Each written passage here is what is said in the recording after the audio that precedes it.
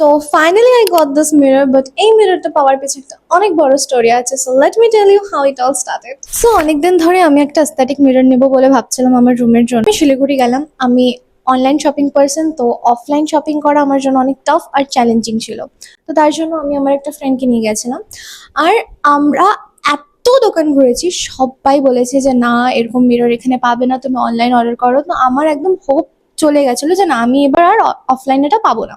আমি অ্যামাজনে দেখলাম, আর অ্যামাজনে আমি একটা অনেক ভালো, নো ডাউট অনেকই সুন্দর একটা অ্যাস্থেটিক মিরর দেখলাম 2 মাস পরে আসতো।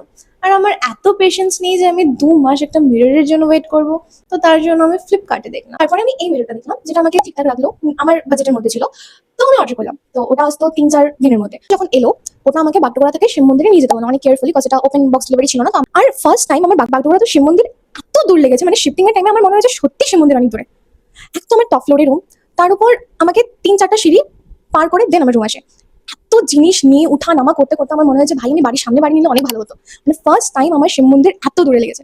তারপর ওপেন করলাম, ওপেন করে দেখি ভাঙা আসে, পুরো broken. I was like shit, এবার আমি কি করবো? আবার ওটাকে নিয়ে বাগডোগরা গেলাম, বাগডোগরা গিয়ে আমার বাড়িতে রাখলাম। তারপর আমি রিপ্লেসমেন্টের জন্য অ্যাপ্লাই করলাম। আর রিপ্লেসমেন্ট আমি রিজন দিয়েছিলাম ব্রোকেন অ্যান্ড ড্যামেজ প্রোডাক্ট। তারপর ডেলিভারি বয় এলো, ও আমাকে এসে বললো যে আপনি তো ভুল রিজন দিয়েছেন, রিজনটা না চেঞ্জ করুন, নাহলে পরে রিপ্লেসমেন্ট হবে না। আমি আর কি রিজন দিব? ব্রোকেন ড্যামেজ প্রোডাক্ট ছাড়া আমি আর কি রিজন দিব?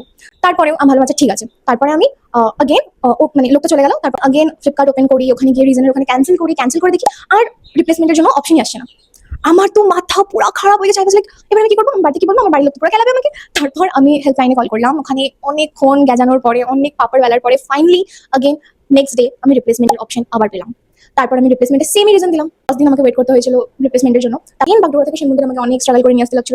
আমি একটা মিররের জন্য 2 সপ্তাহ ধরে স্ট্রাগল করেছি। তার এটাও না, আমি অফলাইনে অনেক দেখেছিলাম, নকশালবাড়িতে দেখেছিলাম, শিব মন্দিরে দেখেছিলাম, শিলিগুড়িতে দেখেছিলাম, আমি অনেক জায়গায় দেখেছিলাম, বাট ওরকম অ্যাস্থেটিক वाला কিছু আমি পাইনি।